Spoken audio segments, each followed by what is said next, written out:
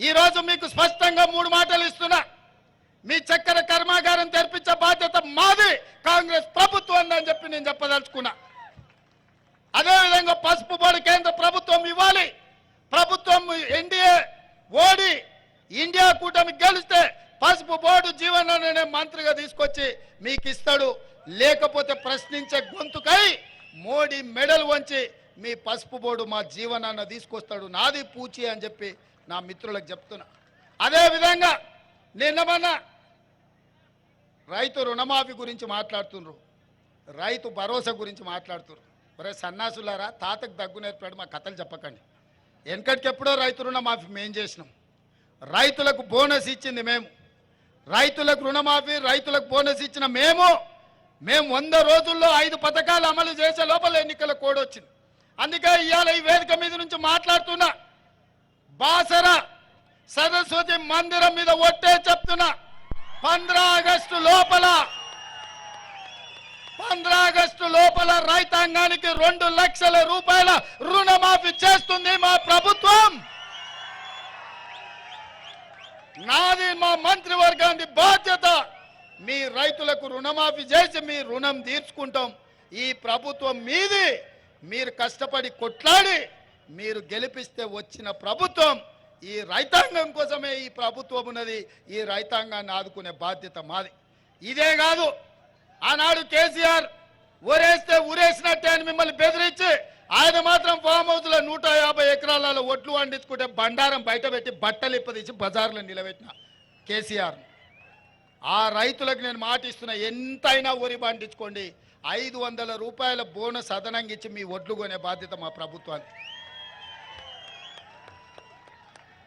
ఈ గడ్డ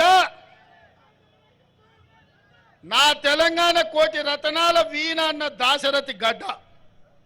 ఈ నిజామాబాద్ గడ్డ ఇక్కడనే జైల్లో తెలంగాణ ఉద్యమానికి ఊపిరి ఊదింది దాశరథి గారు. నా తెలంగాణ కోటి రతనాల వీణ అని నిజామాబాద్ గడ్డ మీద నుంచి చెప్పారు. ఈ గడ్డ ఆనాడు ఎం నారాయణ రెడ్డి గారు మొట్టమొదటి తెలంగాణ ఉద్యమంలో క్రియాశీలక పాత్ర పోషించిన గడ్డ.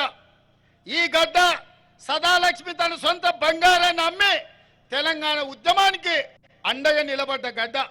ఈ గడ్డ జట్టి ఈశ్వరీబాయి ప్రాతినిధ్యం వహించిన గడ్డ. ఈ గడ్డ ఆర్గుల రాజారాం ఈ ప్రాంతం నుంచి పేదల తరఫున నిలబడి ఈ ప్రాంత అభివృద్ధి కోసం పనిచేసిన గడ్డ.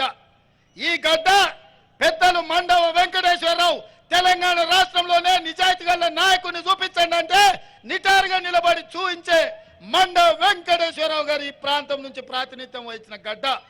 ఈ గడ్డ పెద్దలు సుదర్శన్ రెడ్డి గారు ప్రాతినిధ్యం వహిస్తున్న గడ్డ. ఈ గడ్డ డి శ్రీనివాస్ గారు అన్న చెప్తున్నాడు. డి శ్రీనివాస్ గారు కూడా కానీ కాకపోతే కొడుకు అక్కడ పోయి తానికి చెడ్డ పేరు తెచ్చాడు.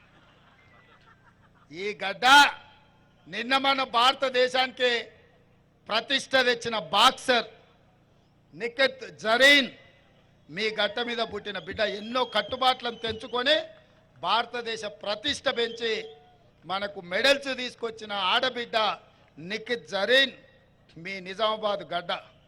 ఎవరెస్ట్ శిఖరం ఎక్కిన మాలవత్ పూర్ణ మీ బిడ్డ మీ నిజామాబాద్ గడ్డ అని చెప్పి నేను ఈ సందర్భంగా తెలియజెప్పదలుచుకున్నాను. మరి ఇంతమంది గొప్ప గొప్ప వాళ్ళు ఉన్న ఈ గడ్డ మీద ఈ బిడ్డల్ని నేను ఒకటే మాట్లాడుతున్నా, ఒక మాట ఏమని మిమ్మల్ని అడుగుతున్నా. జీవనాన్ని మీరు పార్లమెంటుకు పంపించుర్రి. మీకెవ్వరు మీ రైతులు 10 మందికి బుక్కెడు బువ్వ పెట్టేటోళ్ళు, ఎవడొచ్చినా ఇంత సాయం చేసేటోళ్ళు, దానికో దీనికో వంగేటోళ్ళు లొంగేటోళ్ళు కాదు. అందుకే ఈ మీటింగ్కి వచ్చినా రాకపోయినా వీడీసీలకు నేను విజ్ఞప్తి చేస్తున్నా. ఈ నిజామాబాద్ రైతాంగానికి నేను వేడుకుంటున్నా, పెద్దలు జీవన్ రెడ్డి గారిని గెలిపించి నిజామాబాద్ గౌరవాన్ని నిలబెట్టండి. పార్లమెంట్లో మీ ప్రశ్నించే గొంతుకైతాడు, మీ సమస్యలు పరిష్కరించే మీ నాయకుడైతాడు, రైతు నాయకుడైతాడు. రైతే నాయకుడు కావాలి. మీ రైతు బిడ్డనే ఈ దేశంలో వ్యవసాయానికి నాయకత్వం వహించాలి. జీవనన్నను గెలిపించండి.